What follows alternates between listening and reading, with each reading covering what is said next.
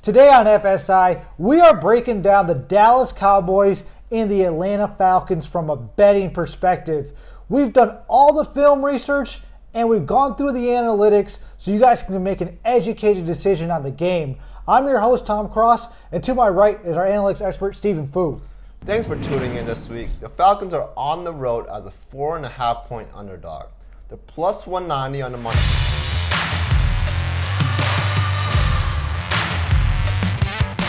The Cowboys are -4 in this game, and it's based off a name only. The public, they love to always bet the Cowboys.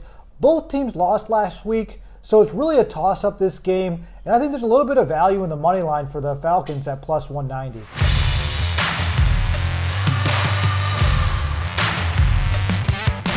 We have America's favorite team against a future Hall of Famer, Matt Ryan.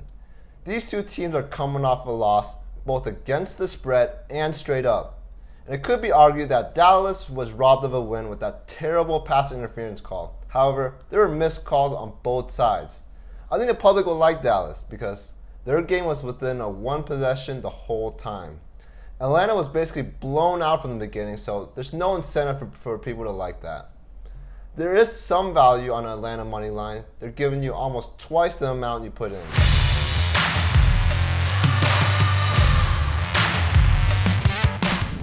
Quarterback Matt Ryan, he missed a couple plays on Sunday. He actually missed 6 overall and had one pass that should have been intercepted. Now, he did complete 23 out of 38 dropbacks when you take out the screen passes and dump-offs. But at the end of the day, I gave him a C-, and he needs to improve on his accuracy.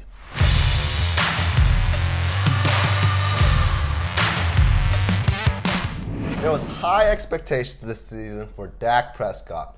He's currently on a franchise tag, so we know he's playing hard for that long-term contract. His Week 1 performance was quite underwhelming. He was not very precise and completed only 64% of his passes. He ranked below average in yards per pass and completion rate.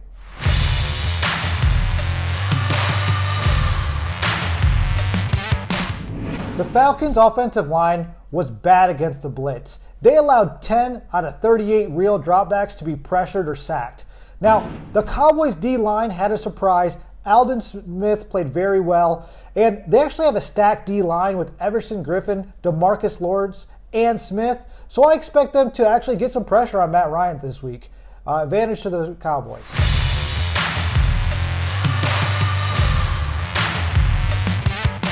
It's been multiple years since the Cowboys had a top-tier offensive line.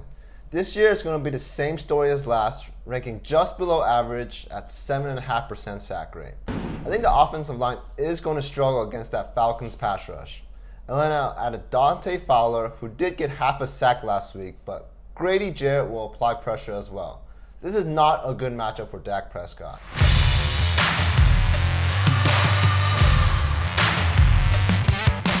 The Falcons on the outside, they have great wide receivers. Julio Jones went for 154 yards receiving. Calvin Ridley had 130. And surprisingly, Russell Gage, he went for 114. Now, the Cowboys defensive backs, they got a big interception on Golf. But overall, their secondary is average. They played a Rams team that does a lot of screens and dump-offs. They're not your traditional offense. So this is actually going to be a very good gauge for the Cowboys defensive backs. But overall, just coming into the game, I got to give the edge to the Atlanta receivers.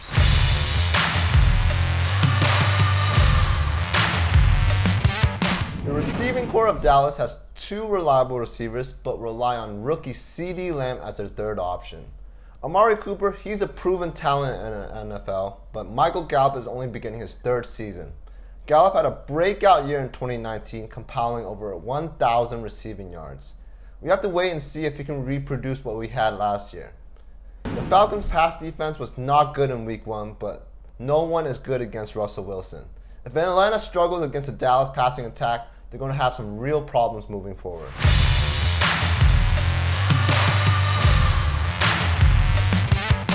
The Atlanta Falcons' run game is garbage. Todd Gurley had 54 yards on the ground, and they run a traditional run style. They don't do many screens or drop-offs to the running backs.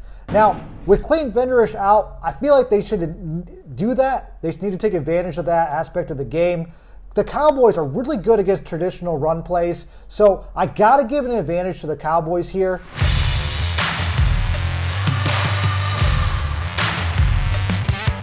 The Cowboys are changing their offensive identity. Their rush volume has significantly decreased last year, and we're seeing the same thing this year. It's actually quite surprising considering how effective they are when Ezekiel Elliott was getting the ball. The Falcons did limit the Seahawks rushing, and Seattle was previously a run-heavy team.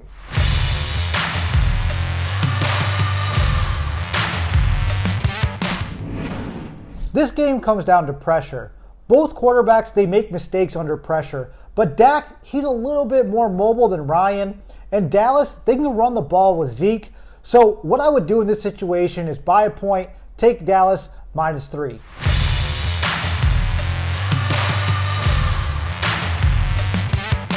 In this matchup, I have to go with the Falcons as a 4.5-point underdog. The Cowboys are trying to change too much on the offensive side, and there's not that much issues to begin with. They already lost Leighton Vander Esch on the defensive side, so there's a lot of weaknesses on both sides of the Dallas team. That's it for us. Do me a favor and smash that like button and subscribe. Tell us who you're going to be taking in the comments below. We don't care about favorite teams here. Our focus is on making you money. Follow our social media on Twitter, Instagram, or our webpage. The links are below.